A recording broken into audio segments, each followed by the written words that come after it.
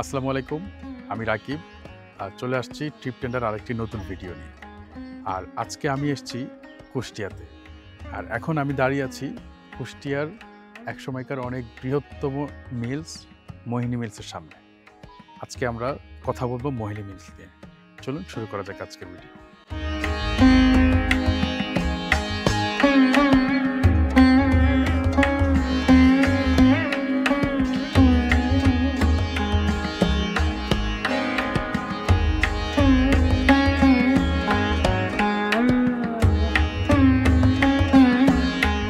Kushtia Mohini mills and company limited, যেটাকে এখানকার লোকজন এবং সবাই মোহিনী মিলস নামে চেনে। এটা একসময়ে এশিয়ার মধ্যে সবচেয়ে বৃহত্তম এই মিল ছিল।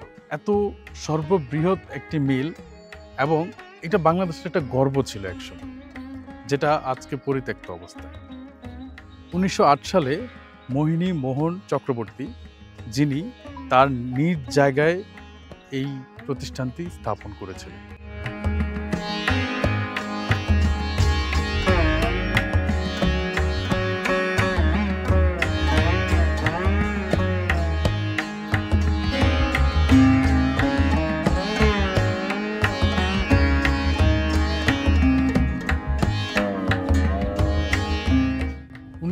সালে শুরু হওয়া এই মোহিনী মিল তার উৎপাদনের সবচাইতে বৃহত্তম রেকর্ড করে 1920 সাল। 1920 সালের দিকে দিনে প্রায় 55,000 গজ কাপড় উৎপাদন করতে পারত এই মিল, এবং বছরে প্রায় 30 কোটি রুপি আর্ন করত এই মিলটি।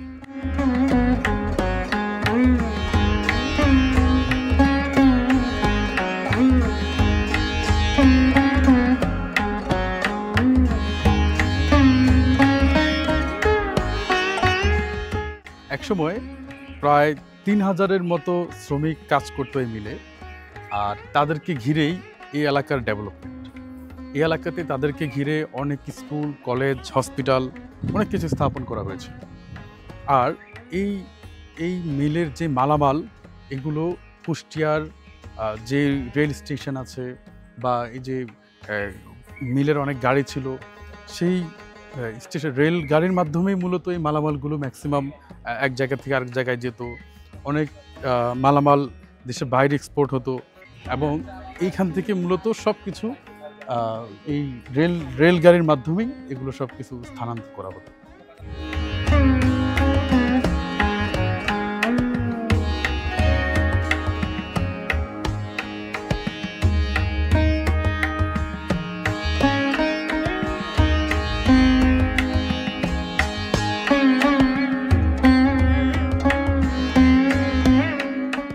আমার পিছনে যে গাড়িটি দেখতে পাচ্ছেন, এই গাড়িটিও কিন্তু এই মোহিনী মিলসের একটি রূপ ধারণ করে। আর এই গাড়িটি সেই সময়কারই গাড়ি, তখন মোহিনী মিলসের যেই মালামালগুলো আছে এই গাড়ি দ্বারা বহন করা হতো। আপনারা দেখতে পাচ্ছেন এই যে এখানে স্পষ্টভাবে মোহিনী মিলস লেখা আছে, মানে মোহিনী মিলসেরই গাড়ি এই গাড়িটি। আপনি দেখতে পারেন এই গাড়িটি কতটা জনজীর্ণ অবস্থায় সেই সময়কার থেকে এখানে পড়ে আছে, একদম শেষ, এটা ভঙ্গুরে অবস্থায় এখন পর্যন্ত পড়ে আছে এই গাড়িটি। আর এই গাড়িটি দেখলেও বোঝা যায় এই মিলস একসময় কতটা বৃহত্তম, কতটা জাঁকজমকপূর্ণ এই ছিল। কারণ এটা ওই সময়কার অনেক বড় একটি গাড়ি, মালামাল আনা নেওয়া করার জন্য খুবই স্পেশাল একটা গাড়ি ছিল ওই সময়কার। এখন হয়তো বা অনেক ডেভেলপমেন্ট হয়েছে, অনেক বড় বড় গাড়ি বের হয়েছে, কিন্তু সেই সময়কার হিসেবে এই গাড়িটি অনেক অনেক বৃহত্তম বা অনেক অনেক লাক্সারিয়াস একটি গাড়ি বলতে পারেন, মালামাল আনা নেওয়া করার জন্য।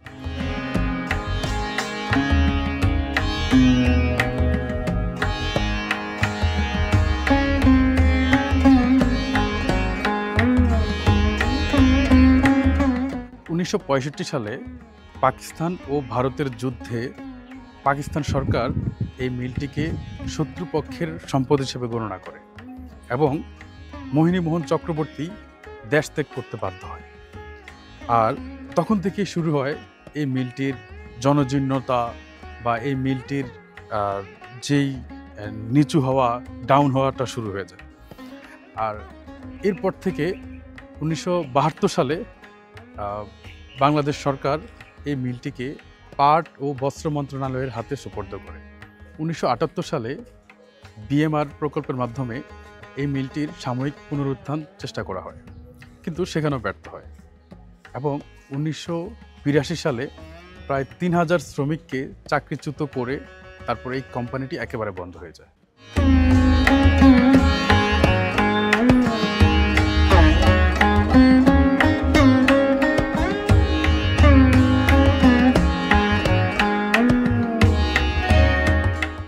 1985 সালে শাহ মখদুম মিল, এই মিলটি আবারও পুনরায় চালু করার চেষ্টা করে এবং চালু করেও।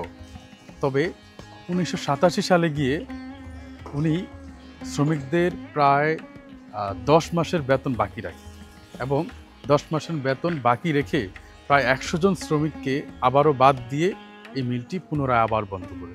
তারপর 1989 সালে আবারও এই মিলটি আবার চালু হয় এবং 1990 সালে গিয়ে এই মিলের যে যন্ত্রপাতি, মিলের যে প্রপার্টি ছিল, এগুলো বিক্রি করার নিধন উঠে এবং দুর্নীতির অনেক অভিযোগ আসে। তারপর মিলটি আবারও বন্ধ হয়ে যায়। আর সরকার 1990 সালে 91 সালে গিয়ে এখানকার যারা আছে তাদেরকে আশা দেয় যে হ্যাঁ, মিলটি হয়তো আবার চালু করবে বা এটার ব্যাপারে যে দুর্নীতির ব্যাপার ছিল এটা নিয়ে স্টেপ নেবে, কিন্তু পরবর্তীতে আর কিছুই হয়নি।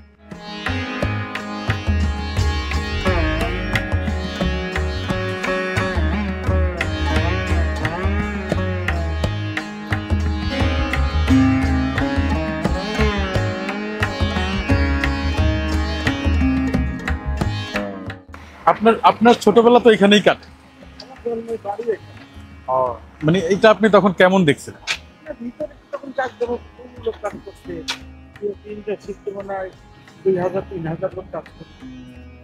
এই দোকানপাট এখানে কত চাকজনক শিখছে। এখন আর আগে আমরা ছোটবেলায় ভিতরে ঢুকছে, এই জন্য বাচ্চারা কাজ করছে। দুটোর সময় ভিতরে ঢুকছি, ইত্যাদি নিয়ে গেছি, খুব ভালো লোক ছিল। এই চার দোকানে ওনার কাছ থেকে ছবি আছে। এই মালিকের মোহিনী, হ্যাঁ, মোহিনীর ছেলে কানু বাবু। ওই রকমই চেহারা ছিল। আচ্ছা, এখন যে বন্ধ, এখন আপনার কেমন লাগে? এখন এই মিল পড়াটা এখন অন্ধকার, কিছু আছে, কিছুই নেই। পূজা হয়তো পূজার ভিতরে ওনার পূজা সবার 1 নম্বরে দেখে। টাকা কত টাকা খরচ করছে, অভাব ছিল না। উনি তো ব্যাংকের টাকা নিয়ে মিল চালাবে, নিজের টাকা পয়লা আসছে, পয়লা কারেন্টে মিল চালে না। বয়লার যখন বয়লার ছিল, ওইটা যে কারেন্ট হিট করে মিল চালাইছে। খুব ভালো লোক ছিল, আমি নিজেই দেখছি ওনাকে। মোহিনী কানু বাবু, এই যে যেখানে একটা ছবি আছে ওনার। আচ্ছা, এক হচ্ছে অবিকল চেহারা, ওই রকমই ছিল। উনি হচ্ছে মোহিনী মিলের যেই প্রতিষ্ঠাতা, ওনার আত্মীয়, ওনার নাতি। এই যে মোহিনী মিল, এটি আসলে শুধুই একটি মিল নয়, এটি ছিল হারানো ঐতিহ্য, শিল্প ও স্বপ্নের একটি প্রতিবিম্ব এবং উজ্জ্বল গর্বের একটি দৃশ্যমান প্রতীক। আজ সেই সব কিছুই হারাতে বসেছে এবং বলতে পারেন হারিয়ে গেছে। আমাদের সরকার কিভাবে পারে যে এমন একটি ঐতিহ্য কীভাবে হারাতে দিতে? আমরা আশা করছি আবারও ফিরে আসবে আমাদের সেই হারানো ঐতিহ্য এবং মানুষের স্বপ্ন আবারও জেগে উঠবে। ভিডিওটি ভালো লাগলে সাথে থাকবেন এবং লাইক দিতে ভুলবেন না। অবশ্যই সাবস্ক্রাইব করবেন এবং আপনারা কমেন্টকে লিখতে পারেন এই মিলটিকে আপনারা কিভাবে দেখতে চান। শেষ করছি আজকের ভিডিও। ভালো থাকবেন সবাই।